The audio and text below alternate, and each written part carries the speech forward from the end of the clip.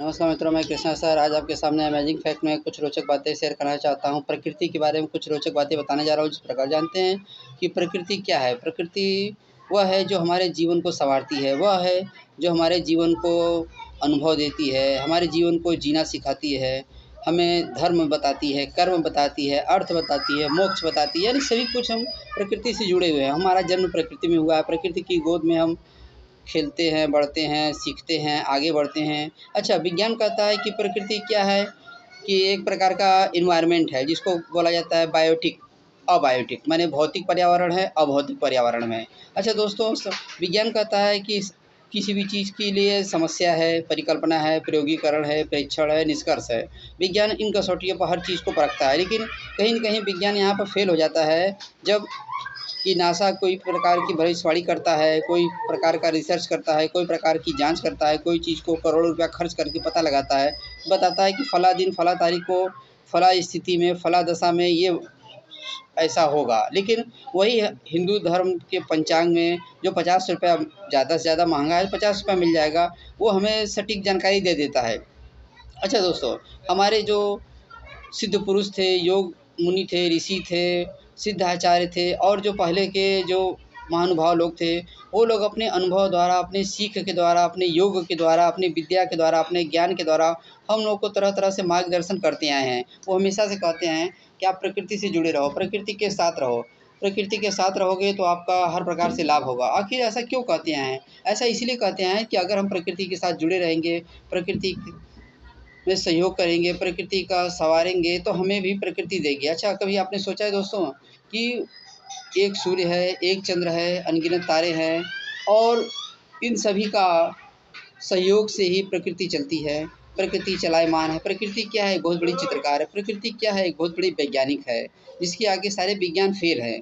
हम मेरा तो ये मानना है कि प्रकृति से बड़ा कोई वैज्ञानिक ही नहीं है और जहाँ विज्ञान ख़त्म होता है, वहाँ से धर्म शुरू होता है। इसको आप खुद अनुभव से सीखिए, समझिए, जानिए।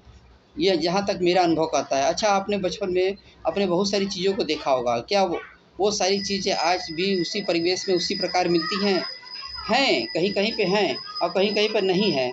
तो उसमें कुछ समानता है, कुछ विभिन्नता है, कुछ बदलाव आ गया है, तो ऐसा क्यों हुआ है? प्रकृति से छेड़छाड़ के कारण हुआ है। आज दुनिया कोरोना की महामारी से, डेंगू से, तरह-तरह की महामारियों से, निपाह से, तरह-तरह के वायरस से, तरह-तरह के चक्रवाती तूफ़ानों से परेशान है और मनुष्य दिन प्रतिदिन नई प्रगति कर रहा है, नए आयाम बना रहा है, नए-नए एयरपोर्ट बना रहा है, कुशीनगर का नया एयरपोर्ट बना है और तरह-तरह की नई-नई चीज़ें विकसित होती जा रही हैं, जो हमारे सभ्यता को, संस्कृति को, मानवता के चरमोत्कर्ष पर ले जा रही हैं। ठीक है, सारी बातें सही हैं कि हमें विकास करना है, सब कुछ करना है, लेकिन हमें अपने प्रकृति के साथ जुड़े हुए रह के करना है, प्रकृति की गोद से जुड़े रह के करना है। प्रकृति क्या है, जैसे अब बताया मैंने कि आपको कि प्रकृति एक चित्रकार है, प्रकृति एक सर्जन है। सर्जन कैसे है कि मेरा खुद का अनुभव बता रहा है कि जब शुरू-शुरू में हम लोग का नया घर बना था, तो हम जब पढ़ाने चले जाते थे और घर के सदस्य इधर-उधर रहते थे, तो हम लोगों ने एक छोटा कुत्ता पाला था। तो कुत्ता जब हम लोग का बीमार होता था, तो उसको किसी दवा की ज़रूरत नहीं पड़ती थी। वो घर में प्राकृतिक रूप से उगने वाली जड़ी-बूटी अर्थात घास या अन्य चीज़ों को खा लेता था और फिर उल्टी कर देता था और उसकी तबीयत अपने आप स्वतः ही ठीक हो जाती थी। मैंने भी खुद अनुभव किया है कि अगर कोई चोट लगा है या कोई घाव हो जाता है या कुछ भी हो जाता है, तो बस उसमें कीटाणु ना पनपने पाए, आप इस चीज़ का ध्यान दीजिए। तो वह प्रकृति खुद इलाज करती है। प्रकृति एक बहुत बड़ी सर्जन है, प्रकृति एक खुद चिकित्सक का कार्य करती है। प्रकृति हमें रास्ता दिखाती है, प्रकृति एक मार्गदर्शक है, प्रकृति समय की सूचक है। मतलब प्रकृति हर प्रकार से आपके दिशा निर्देश करती है। अगर आपका विश्वास उसमें है, तो आपका हर प्रकार से मार्गदर्शन करती है। आप अपने खुद के अनुभव से आप जाँच सकते हैं कि ऐसा नहीं कि कृष्णा सर कह रहे हैं तो आप तुरंत मान लीजिए। आप अपने खुद के अनुभव से जाँचिए, परखिए, समझिए, जानिए और अनुभव कीजिए कि हाँ, क्या प्रकृति वास्तव में हर प्रकार से मार्गदर्शन करती है? क्या प्रकृति वास्तव में हम लोगों के साथ जुड़ी है? क्या प्रकृति वास्तव में हमारा मार्गदर्शन करती है? क्या प्रकृति ने ही नाना प्रकार के भोजन दिए हैं, वस्त्र दिए हैं, आवास दिए हैं, मतलब हर प्रकार की सुविधाओं से हमें दिया है और मनुष्य ने अपने-अपने तरीके से उस पर अपना-अपना अधिकार जमा करके अपना नामकरण कर दिया कि ये एशिया महाद्वीप है, ये यूरोप महाद्वीप है, ये दूसरा महाद्वीप है, ये महाद्वीप है, वो स्थान है, वो जगह है, वो उनके क्षेत्र में है। अब क्या है कि वर्चस्व में देखिए कि अंटार्कटिका महाद्वीप कई किलोमीटर बर्फ़ की परत जमी है। वहाँ पर भी, जिसको दक्षिण गंगोत्री कहा गया है, वहाँ पर भी भारत ने, अमेरिका ने और देशों ने जा कर के अपना झंडा गाड़ दिया है और अपने-अपने अधिकार वर्चस्व को कायम रखा है।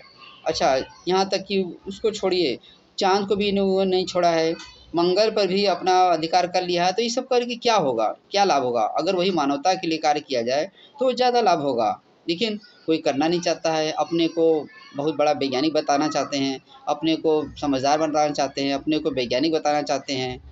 अच्छा दोस्तों, भारत में ही योग विद्या की शुरुआत हुई, भारत में ही सबसे बड़े शल्य चिकित्सक सुश्रुत का जन्म हुआ जो वाराणसी में हुआ, भारत में ही धन्वंतरी का जन्म हुआ, भारत ही बहुत सारे रत्नों की खान है जो आज भी कायम है। बस हमें उसको पहचानने जानने की ज़रूरत है। ऐसा नहीं कह रहा हूँ मैं कि सिर्फ़ भारत में ही, मिस्र में भी है, यूनान में भी है, रोम में भी है, इटली में भी है, इंग्लैंड में भी है, मतलब दुनिया के तमाम देशों में है, जिसमें भारत कुछ अग्रणी रहा इन पुरातन चीज़ों में। अच्छा दोस्तों, ये सभी के रहते हुए भी आज हम तरह-तरह से अपनी व्यथा को लेकर परेशान रहते हैं, तो हमारी दिनचर्या बदल गई है, हमारी कार्यशैली बदल गई है, हमारे खाने-पीने का ढंग बदल गया है। तो अगर हम, बस मूल बात मैं दोस्तों यही कहना चाहता हूँ कि अगर हम प्रकृति के साथ जुड़े रहें, सूर्य से जुड़े रहें, चंद्र से जुड़े रहें, अपनी मान्यताओं को मानें, उनका अनुसरण करें, तो हमें कोई दिक्कत का सामना नहीं करना पड़ सकता है। हम प्रकृति के साथ अच्छा अनुभव करके अच्छा जीवन जी सकते हैं। ठीक है दोस्तों?